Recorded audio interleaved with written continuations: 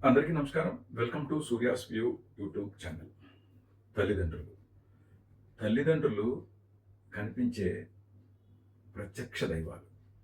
తల్లిదండ్రులని మనం ఎంత జాగ్రత్తగా చూసుకుంటే అంత మనకి మంచిది. మన పిల్లలు కూడా మనల్ని అంతే గౌరవంతో చూస్తారు అనడంలో ఎటువంటి సందేహం లేదు.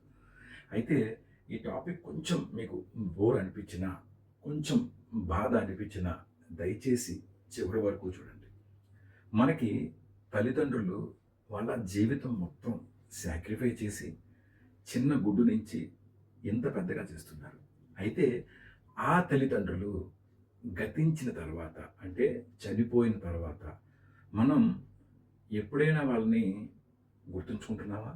ఒక్కసారి ఏదో నేను అడిగాను కూసినా అని కాకుండా తల్లిదండ్రుల్ని మనం గతించిన తర్వాత తల్లిదండ్రులు మనతో ఉన్నారనుకోండి, అంతకన్నా స్వర్గం అనేది ఏమీ లేదు.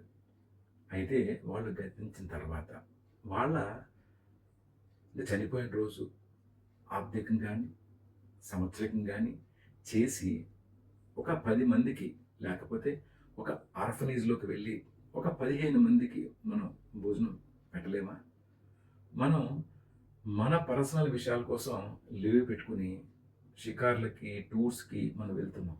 అదే మన కన్న తండ్రి, కన్న తల్లి చనిపోయిన రోజున చక్కగా మన ఫ్యామిలీతో లీవ్ పెట్టుకొని ఆర్ఫనేజ్‌కెళ్ళి 10 మందికి భోజనం పెడితే దానిలో తృప్తి మనకేముంటుంది?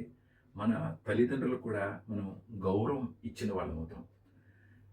హోప్ మీ అందరూ కూడా నా సజెషన్ ఫాలో అవుతారని అనుకుంటున్నాను. ఈ రోజుల్లో ఆర్థికం, సంవత్సరకం అంటే చాలా నవ్వులాటయిపోయింది జనాలకి. అది కాదండి. అంటే నగరాల్లో ఉండేవాళ్ళకి, విదేశాల్లో ఉండేవాళ్ళకి ఈ ఆర్థికాలు, సంవత్సరకాలు ఏంట్రా బాబు అంటారు. కాదండి. మన తల్లిదండ్రులు గతించిన రోజుని మనం సెలబ్రేట్ అంటే వాళ్ళని గుర్తించుకునే రోజుగా మనం చేసుకోవాలి. అలాగే అదే రోజుని చక్కగా ఓ 10 మందిని పిలిచి భోజనాలు పెట్టండి. వాళ్ళ ఆకలి తీర్చండి. అమ్మానాన్నలను గౌరవించండి. దయచేసి ఫాలో కావండి. ఒక్కరోజు సెలవు మనం గనక తల్లిదండ్రుల కోసం పెట్టగలిగితే మన జన్మ సార్థకం. హోప్ నా మెసేజ్ మీకు నచ్చినట్లుగా భావిస్తాను.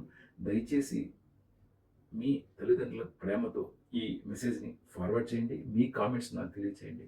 Thank you. Thank you so much. Survey జనా సుఖినో భవంతు.